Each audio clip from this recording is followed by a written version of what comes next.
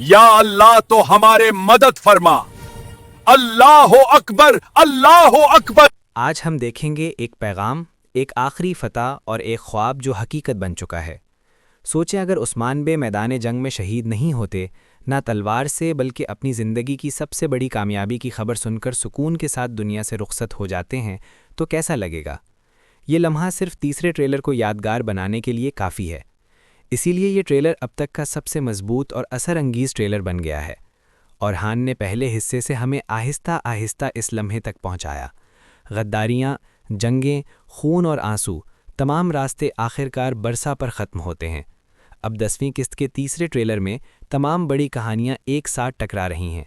उस्मान बे की वफ़ात, बरसा की फ़तह, अजीम जंगी मनाजिर, मंगोल ख़तरा, फ्लेवियोस और हेक्टर के ज़ख्म सब वाज़ेह हैं। हर किरदार अपनी जगह है, हर कहानी का हिस्सा ट्रेलर में मौजूद है।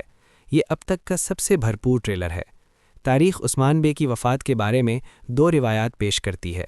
पहली रिवायत के मुताबिक उस्मान बे बरसा की फ़तह से पहले फ़ौत हुए, बाद में उनका जसद बरसा लाया गया। दूसरी रिवायत के मुताबिक उस्मान बे ने बरसा की फ़तह की खबर सुनी, मुस्कुराए और सुकून के साथ दुनिया से रुखसत हो गए। महमद बोज़दाग ने दूसरी रिवायत को मुंतखब किया, जो कि सही भी है। ट्रेलर में वाज़ेह है कि एक क़ासिद आता है और कहता है कि बरसा फ़तह हो गया है। उस्मान बे वो जुमला सुनते हैं जिसका इंतज़ार उन्होंने पूरी ज़िंदगी किया और उनका सफ़र मुकम्मल होता है।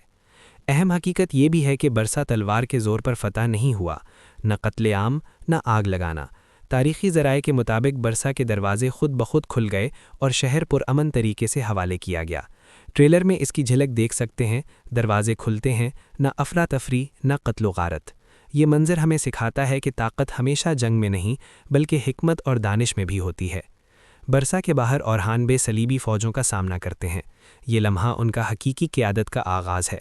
वो सिर्फ तलवार नहीं चलाते बल्कि हिकमत अमली बनाते, मुहासरा करते और जंग की क़ियादत करते हैं।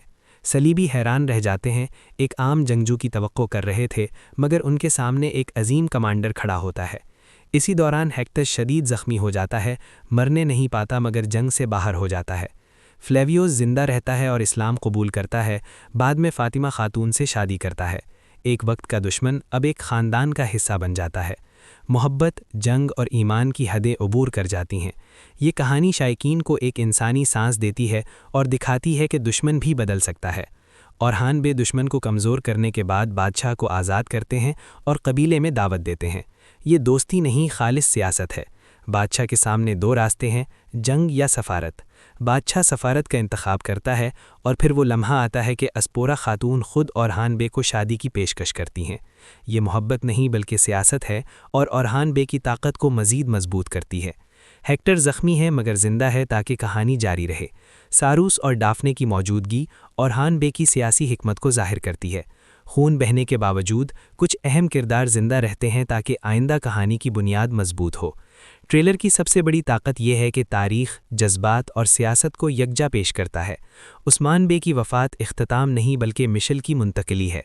औरहान बे को सिर्फ ज़मीन नहीं मिलती बल्कि एक अजीम विजन विरासत में मिलता है। बरसा की पुरअमन फ़तह हमें सिखाती है कि ताकत हमेशा तलवार में नहीं बल्कि अक़ल में भी होती है। सियासी शादियों और इत्तेहादियों की अहमियत बहुत बड़ी है। दुश्मन भी वक्त के साथ बदल सकता है। ये सीज़न अब सिर्फ जंग का नहीं बल्कि विरासत, क़ियादत और हिकमत का सीज़न है। क्या ये फ़तह अमन का आगाज़ है या बड़ी जंगों की तैयारी? इसके जवाब आपको हमारे चैनल पर मिलेंगे। अल्लाह हाफ़िज़।